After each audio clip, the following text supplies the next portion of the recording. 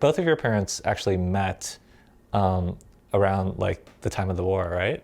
They met because of the war. Because of the war. They met at a refugee camp in Wake Island. So after April 1975, when the Americans pulled out of Saigon, they took a bunch of Vietnamese onto like an aircraft carrier, the USS Enterprise, and it was like thousands, tens of thousands of people. Some people like committed suicide because they were so depressed and they just threw themselves in the ocean. But most of them arrived on Wake Island, and my mom and dad met there. And the story I've been told is that like there were all these generals and doctors courting my mom, and she was like not having any of it.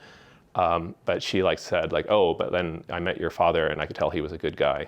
And that's where they met in the war, and then they reconnected in the US.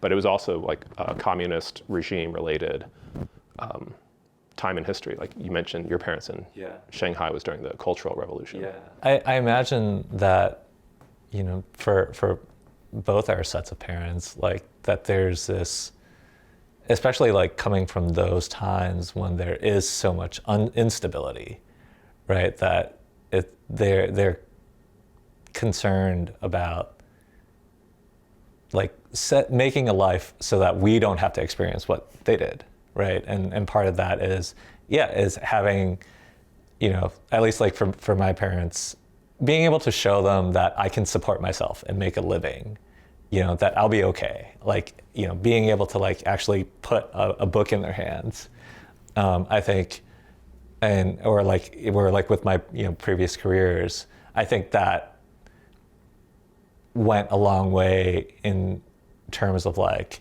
assuring them that, I would be okay. I literally, the question, I didn't ask a lot of questions to my parents growing up because I wanted to fit in a lot in American pop culture of the 80s. But the top of mind now, asking my parents is like, why did you choose this house? Or why did, and I'm sure a lot of their questions, it was probably subconscious. Like they may not have thought about it. They just like, oh, like we were under so much stress to succeed or get started that this was like the only choice. But I'm sure a lot of subconscious intelligence went into, I think my childhood, and I think probably your childhood, like worked out pretty well in terms of like raising functioning kids. And yeah, well, we're biased, but so.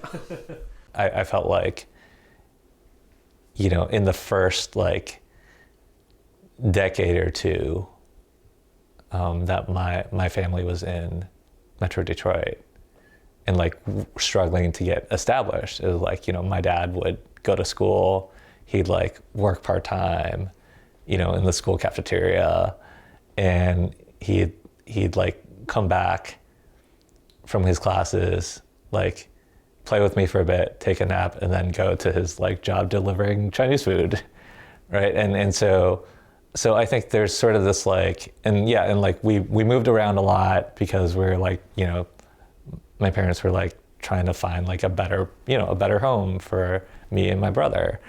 And that there's this like familiarity to actually, like, there's almost this familiarity to like not quite belonging in a place. That's like, this is what I'm used to. Yeah. I find that like, a lot of times when I've been at a job for like 9 months or like in a new city for like 9 months, they'll start to be this like itch of like, oh, I gotta go somewhere else. Oh, yeah. But now I like manage to fight back against the urge because I know it's not, it doesn't come for free.